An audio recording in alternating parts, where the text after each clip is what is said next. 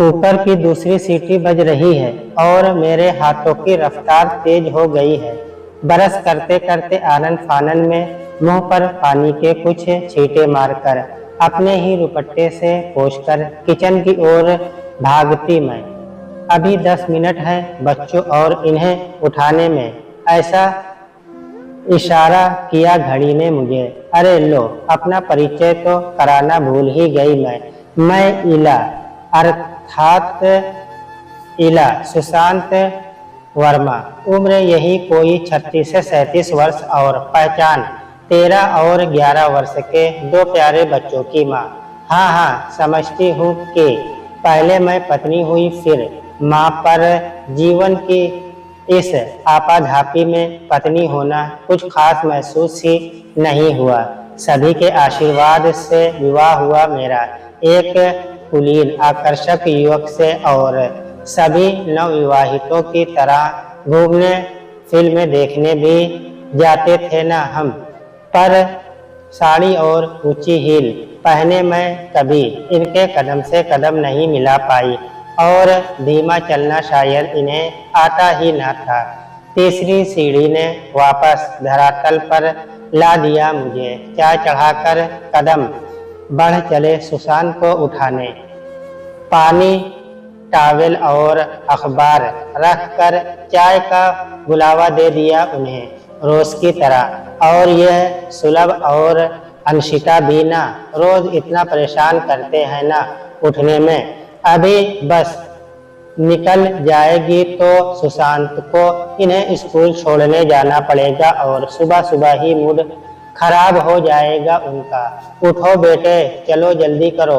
1 minute mummy, बस 1 minute, अरसाया सा सुलभ बोला और सुर में सुर मिलाती अनमनी सी अंशिता भी नहीं जाना स्कूल। घड़ी की ओर घूरती मान मनोहार से दोनों को उठाया और भेजा तैयार होने। फटाफट सबका टिफिन पैक किया और लग गई बेतरतीब से कमरों को संवारने। काश जिंदगी भी ऐसे ही संवर जाती ना। यह मत सोचना कि उदास हूँ मैं या असंतुष्ट हूँ। क्या पता, बाहर से देखने पर तो सब ठीक ही लगता है, पर भीतर रोज कुछ दरकता सा है। बे आवाज कहीं कुछ टूटता है, फिर जुड़ जाता है अपने आप, और फिर चल पड़ती है जिंदगी अपनी ही रफ्तार से। 7:30 बज गए हैं सुबह का। भूचाल शांत हो गया है इन सबके जाने से। आज सुशांत को भी जल्दी जाना था किसी काम से। क्या पता क्या काम, शायद बताना भूल गए होंगे। हाथ में चाय का मग पकड़े मैं चल पड़ी अपनी तैयारी पर। बस बाई समय पर आकर सब काम कर दे तो सब संभला है। मुझे भी तो निकलना है कुछ देर में। लो आ गई लक्ष्मी गुहार लगाती। बीबी जी, सर दर्द हो रहा है, चाय पिला दो। आज पहले समझ गई, आज फिर पति के क्रोध का निशाना बन कर आई है ये। पर कुछ कह सुन कर भी तो कोई फायदा नहीं। हमारे समाज में बहुत कुछ बस घटता है बिना कारण, बिना किसी हल। अपने हाथ का मग उसे पकड़ाया, एक डस्टबिन दी और नहाने चल दी मैं। समय जैसे भाग रहा है, दिन महीने साल सब तो गुजर गए। आईने के सामने खड़ी होती हूँ तो दिखती है बालों में चमकती चांदी। समय ही नहीं मिल पा रहा पार्लर जाने का। अलमारी खोलकर बरबस ही हाथ आ गई ये गुलाबी साड़ी। कम ही पहन पाती हूँ साड़ी आजकल, इतनी अफरा तफरी में। बस किसी तरह तैयार होकर निकलना भी किसी युद्ध से कम नहीं। पर आज कुछ मिनट है मेरे पास। क्या अपने लिए तैयार होकर आज बाल कलच में नहीं बांधे मैंने, बल्कि एक ढीली सी चोटी करके छोड़ दी। और ये क्या, ये चांदी का ब्रेसलेट, इसे तो कैसे भूल गई थी मैं। आज इसे ही पहन लेती हूँ। फटाफट बिंदी सिंदूर घड़ी पहनकर जब बाहर निकली तो लक्ष्मी बोल पड़ी, आज क्या है बीबी जी, अच्छी लग रही हैं आप। तब एहसास हुआ कि जिम्मेदारियों को निभाते निभाते खुद को कहीं भूल गई हूँ मैं। आज अचानक 10 मिनट खुद को दिए तो मुस्कुरा कर वापस कमरे में गई और लगाई गुलाबी लिपस्टिक और अपना पसंदीदा इत्र। ये नहीं कि रोज यहाँ से ट्रेन नहीं पकड़ती मैं, पर आज लोग कुछ अलग हैं। क्या वो गेट के पास वाला गार्ड कुछ मुस्कुराया क्या, और अखबार बेचने वाले लड़के की आंखें कुछ चमकीली है क्या आज। चलो छोड़ो अपनी निर्धारित ट्रेन के रोज वाले कोच में चढ़ चुकी मैं और हल्की सी गर्दन हिलाकर कुछ लोगों का अभिवादन करती कुछ अलग हूँ मैं क्या आज। तो फिर ये लोग अलग से क्यों लग रहे हैं मुझे आज, क्या बदल गया है क्या। मैं ये सामने वाली सीट पर बैठकर हमेशा अपनी किताब में खोए रहने वाले ये सज्जन आज इतने चमत्कृत क्यों हैं। इनकी आंखों में आज कुछ प्रशंसा का भाव है क्या। एक मौन का संवाद रहा हमारे दरमियान, जाने क्यों नाम नहीं जानती मैं इनका, कभी पूछी नहीं, आवश्यकता ही नहीं थी कोई, पर ये बैठते रोज यही है। शायद किसी बैंक में काम करते या इन्वेस्टमेंट कंपनी में जो किताबें ये पढ़ते रहते हैं ना, उन्हें देखकर तो कुछ ऐसा ही लगता है। आ गया मेरा स्टेशन और बढ़ चले कदम ऑफिस की ओर। समय पर हूँ मैं, असल में हमेशा ही रहती हूँ, पसंद ही नहीं देर से आना और किसी की कोई ऊंची नीची बात सुनना। अक्सर सुशांत का उठते हैं कि क्यों इतनी जल्दी में रहती हो, अगली ट्रेन भी पकड़ो तो पहुंच जाओगी। क्या बोलूं उन्हें। खैर लिफ्ट का बटन दबाया और अपनी फ्लोर पर पहुंचकर फिर चौकी मैं, क्योंकि भोला जी बोले, हैप्पी बर्थडे मैडम जी। ये भोला जी कहने को तो चपरासी हैं हमारे यहाँ, पर इनकी उम्र का लिहाज करके मैं इन्हें दादा या भोला जी ही कहती हूँ। अरे नहीं दादा, आज कोई जन्मदिन नहीं है मेरा। मेरे ऐसा कहते ही कुछ अविश्वास से देख लिया उन्होंने मुझे, जैसे अपने मिठाई के पैसे बचाना चाहती हूँ मैं। औरों की तरह हंसकर अंदर पहुंची तो सभी की नजरों में एक लक्ष्मी, अरे मेरा मतलब एक अच्छी लग रही हो का भाव दिखा मुझे। रीता और महक तो पीछे ही पड़ गई के बता बता क्या है, लो अब तो ठीक से तैयार होकर आना भी गुनाह हो गया। यहाँ पूरे दिन एक नसों में एक अलग ही स्फूर्ति रही। आज थकान और गर्मी कुछ कम है ना। आज वापसी ट्रेन में फिर वही रोज का सा हाल, कोई संगीत सुनकर तो कोई मोबाइल में गेम खेलकर अपनी थकान मिटा रहा था और मैं रोज की तरह खिड़की से बाहर गुजरती हुई जिंदगी को देखती न जाने किस शून्य में खोई हुई थी। तभी एक अपरिचित किंतु भला सा संपदन हुआ जब कोई बोला, मुझे नहीं पहचानती हो ना। इला मुड़कर देखा तो आश्चर्य करने की बारी मेरी थी। वही सज्जन मुझे संबोधित कर रहे थे जो मेरे रोज के मुख्य सहयात्री थे। मेरे विस्मय पर शालीनता से बोले, मैं अश्विन, कॉलेज में तुम्हारा सीनियर और रचनात्मक एवं सर्जनात्मक कार्यों को संचालित करने में तुम्हारा सहभागी। जैसे अचानक अतीत का कोई झरोका सा खुल गया और याद आ गया मुझे मेरा वो रूप जहाँ किताबें थी, लेखक था, साहित्यिक चर्चाएं थी और समाज को सही दिशा देने के युवा इरादे थे। सहसा मेरे मुंह से निकला, कितना बदल गए हो तुम। सॉरी आप। मेरा इशारा शायद उनकी रेंच कट दाढ़ी, बड़े चश्मे और चांदी भरे बालों की तरफ था, पर जो नहीं बदली थी वो थी उनकी वो उन्मुक्त हंसी जो संभवत में ढेर दशक बाद सुन रही थी मैं, और इतने दिनों के खूब सफर में कभी नहीं देखी थी। संकोच में सिमट सी गई मैं। आज गुनगुनाते हुए घर में घुसी मैं और रोजमर्रा के कामों में जुट गई। समय की चक्की फिर अपनी सधी सधाई रफ्तार से घूम रही थी। सबके सो जाने के बाद आज पुराने एल्बम में लेकर बैठ गई मैं। शादी की सभी रस्मों को फिर से जीती हुई मैं पापा मम्मी के उन शब्दों को सुन रही थी कि इनका इतना अच्छा लड़का है, सामने से रिश्ता आया है और कोई मांग भी नहीं है उनकी। तू सबसे बड़ी है, एक जिम्मेदारी पूरी हो जाएगी और शादी के बाद तेरे पढ़ाई जारी रखने से भी ऐतराज नहीं है उन्हें। फिर मेरी छोटी बहन तो जैसे दीवानी हो गई सुशांत की फोटो देखकर, पर भाई के छोटे से माथे पर चिंता की लकीरें थी कि सब सही तो होगा ना।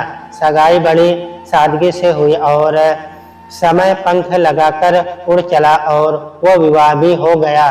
देखते देखते नए जीवन के लिए सपने संजोती मैं कुछ विस्मित कुछ चमत्कृत पढ़ चली एक नई डगर पर, उनके साथ कदम से कदम मिलाने की चाह में, पर बहुत जल्दी सीख लिया कि साथ नहीं चल सकूंगी मैं, क्योंकि हमारी चाल ही कुछ अलग है एक दूसरे से।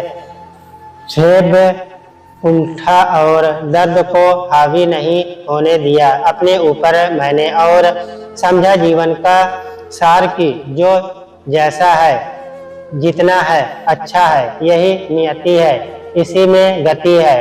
पंख लगे समय की उड़ान में संग उड़ चली मैं, दोनों बाहें फैलाए स्वागत करती सुलभ और अंशिता का। इस सबके बीच पढ़ना जारी रखा और शिक्षा विभाग में नौकरी भी। जो पीछे छूट गया वो था मेरा स्वयं, मेरे अंतर का वो व्यक्ति जो इला था। श्रीमती इला वर्मा नहीं, आज सोना नहीं है क्या? आंखें मलते सुशांत ने पीछे से आकर पूछा। वर्तमान में प्रवेश करती उठ खड़ी हुई मैं, इन्हें पानी का गिलास दिया और उनके बचे हुए घूंट को अपने हलक में उतारते समय खिड़की में, सभी पत्नियों ऐसी ही होती है ना, मैं कोई अलग थोड़ी ना हूँ। अब बहुत सी बातें होती है अश्विन के साथ, अतीत की, वर्तमान की और फिर से देश के भविष्य की। उसने भी अपने आदर्श समाज के सपने को अपने कुर्ते के साथ उतार कर जिम्मेदारियों की पैंट शर्ट पहन ली। यही जीवन है, यही संसार है। पर रोज के इस सफर में बहुत कुछ जीने लगे थे हम दोनों। अपने इला दोनों का फिर से एहसास करा रहा था वो मुझे, और मैं इस सुखद एहसास में उनके साथ खुश थी। आने वाले तूफान से पूरी तरह अनभित जब भी गुनगुनाती या मुस्कुराते हुए कुछ काम करती तो सहसा ही सुशांत की नजरें उठ जाती मेरी तरफ, एक विस्मय, एक प्रश्नचिन्ह के साथ, और मैं सकपका जाती जैसे कोई चोरी पकड़ी गई हो। बेमतलब ही उनको संदेह के सांपों ने घेरना शुरू कर दिया और मैं थी इस सब से निमतात अनजान। अब मेरे तैयार होते समय टीवी या अखबार में नहीं घिरते सुशांत, बल्कि खामोश देखा करते हैं। कभी कपड़े, कभी घड़ी तो कभी श्रृंगार पर बोल उठते हैं। बड़े दिनों बाद पहना तुमने ये, कोई खास बात? मैं हल्की सी गर्दन हिलाकर नकार देती और वो बस देखते रहते। न जाने कितने संयंस दिल में लिए। आज अचानक मुझे लेने मेरे स्टॉप पर आ गए सुशांत और मैं हक्की बक्की रह गई, क्योंकि ऐसा तो कभी होता नहीं। मेरा विस्मय भी अजीब लगा उन्हें। पर क्यों, चलो छोड़ो, होगा कुछ। अपने नियम कामों से फारिग होकर जब शयन कक्ष में पहुंची तो जाग रहे थे वो। कुछ इधर उधर की बातें होती रही, फिर अचानक ही बोल पड़े, और तुम्हारे स्टाफ में सब वही लोग हैं या कोई नया आया? चौंक कर मैंने कहा, ऐसा तो कोई खास नहीं, पर जाने क्यों एक अजीब सी बेचैनी हुई मुझे। फिर अपने अंदर की आशंका को दबाकर मैंने सोचा, नहीं अब तो बदल गए है ये, समय के साथ परिपक्वता आ गई है। अब थोड़ी ना करवटें बदलते, सोते जागते सुबह हो गई और रोज का रूटीन शुरू।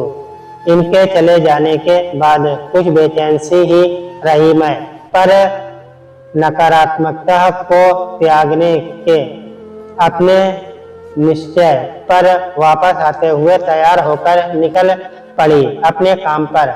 आज अपनी ट्रेन की प्रतीक्षा करते समय जाने कैसे कैसे विचार आ रहे थे। कुछ कस मसाहट सी महसूस हो रही थी। खैर, चढ़ी अपने कोच में और रोज की तरह मुस्कुरा कर अभिवादन किया लोगों का। अश्विन की गुड मॉर्निंग का जवाब देकर जैसे ही बैठी, दिल जैसे निकलकर हड़क में आ गया। एक अनजानी आशंका और पहचाने से दर्द के दिल को घेर लिया। सामने से सुशांत आ रहे थे, पर मैं जैसे कोई प्रतिक्रिया ही नहीं दे पा रही थी, बस मूक पत्थर हो गई थी। इतने वर्षों बाद फिर से मेरी मनोस्थिति से अनजान अश्विन ने रोज की तरह बातों का सिलसिला शुरू कर दिया था, और लोगों को बीच से हटाते सुशांत मेरी ओर बढ़ रहे थे।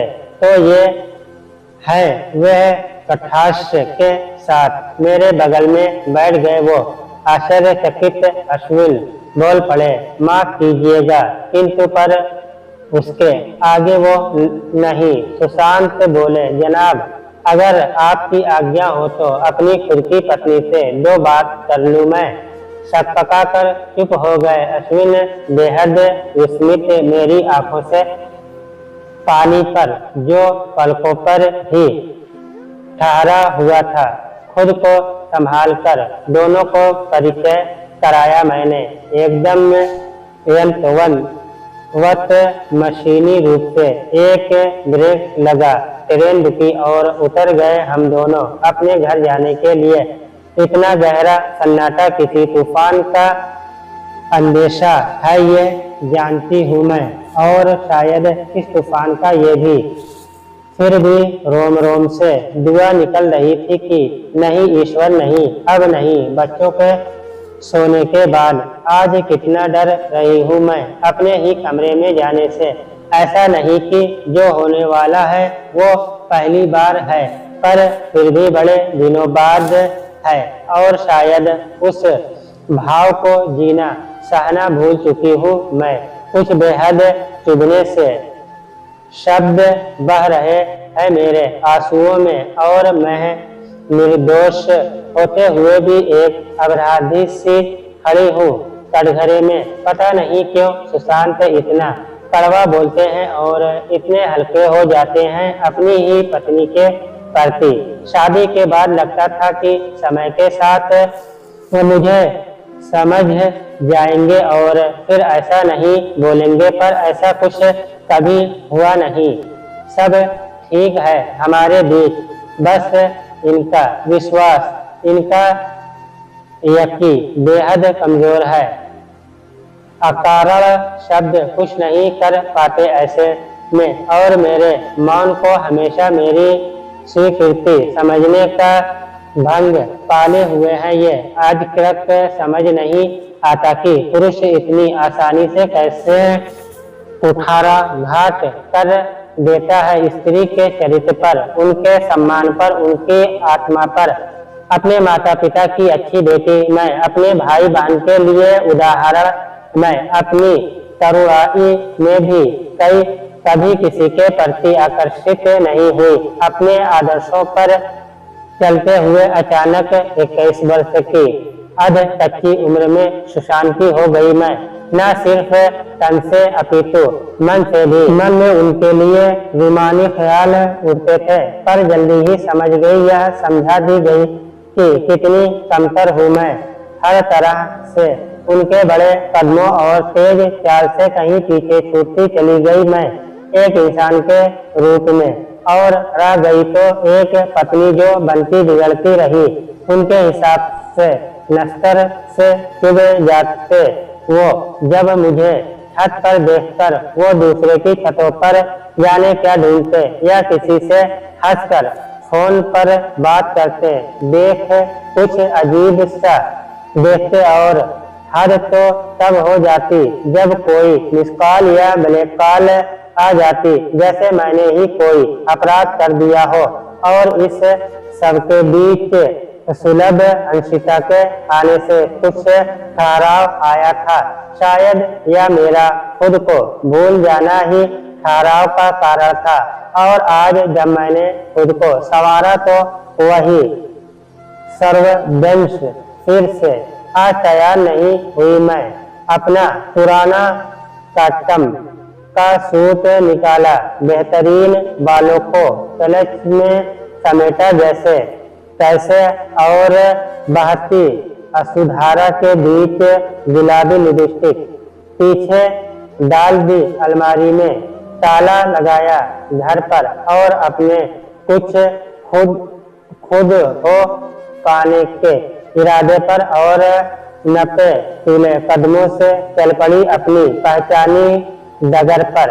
सामने खड़े हैं सुशांत, देख रहे हैं मुझे जाते हुए, संवादहीन एक शांति है उनकी आंखों में, और एक निश्चय मेरे हृदय में। पर चढ़ दी ट्रेन में अभिवादन भी, अश्विन की नजरें उठी, मुझसे टकराई चौकी, और एक सन्नाटा पसर गया हमारे बीच। मन में उनकी भी आंखें लाचारी से, एक अजीब से अपराध बोझ से जिसका उनसे कोई संबंध भी नहीं, और उनके इस अपराध बोझ ने मेरे सीने के दर्द को और भी बढ़ा दिया। नजरें फेर ली मैंने, क्योंकि अब कहना क्या और सुनना क्या। कितनी देर लगती है लबों के यूं हिलने में, एक उंगली के उठने और शब्दों के ज़ाहिर होने में। क्यों इतनी आसानी से पुरुष किसी स्त्री के चरित्र पर हमला कर देता है। किसी भी स्त्री के लिए मूर्ख कहलाता उनका अपमान जनक नहीं जितना चरित्रहीन, क्योंकि चरित्र ही उनका गहना और उसका सबसे कमजोर कोना, जिस पर वह कोई आघात सा नहीं पाती। बिखर जाती है यह विद्रोही, किंतु अवश्य ही स्वयं से जुदा हो जाती है। सदियों से पुरुष प्रधान समाज में औरतों के चरित्र पर अरगल कुठारा धात किए गए हैं, और समाज मूक बधिर होकर बस तमाशा देखता रहता है। अरे जिसने सीता को नहीं छोड़ा वो इला को क्या छोड़ेगा। और दोस्त स्त्री का भी है, क्यों सा जाती है वो ये सब, कभी परिवार के नाम पर, कभी परंपरा के नाम पर, तो कभी मूल्यों के नाम पर। यही सब सोच रही थी इला के अचानक अश्विन बोले, कल से मैं इस कोच में नहीं आऊंगा, या शायद इस ट्रेन में ही नहीं। यही उचित होगा, शायद तुम्हारे लिए अच्छा चलता हूँ। अपना ध्यान रखना, ईश्वर सब ठीक करेगा। कुछ फिर दरका, कुछ टूटा, और फिर टीस वही पुरानी।